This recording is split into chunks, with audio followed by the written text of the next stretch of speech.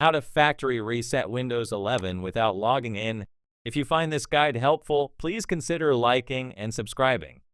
Access the login screen. Press the spacebar to reach the Windows login page. Open Recovery Mode. At the bottom right corner, click the power icon. Hold the left Shift key on your keyboard, then click Restart while still holding Shift. Your PC will display "Please wait" and restart into recovery mode. Troubleshoot menu. On the recovery screen, click Troubleshoot. Select Reset this PC. Choose Reset Type. Keep My Files removes apps and settings, but keeps your personal files. Remove Everything completely resets your PC, removing all files, apps, and settings. For Keep My Files, select Keep My Files removes apps and settings, but keeps your personal files. Select Installation Method. Cloud Download downloads the latest version of Windows. Local Reinstall uses the files already on your PC faster, no internet required. Choose your preferred option.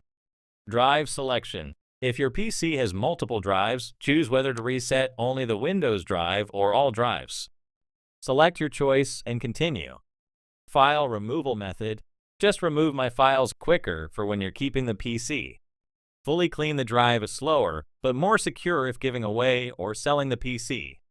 Pick the option that suits your needs. Start the reset. Click Reset to begin. Your PC will restart and complete the process. If this guide helped you, please leave a like.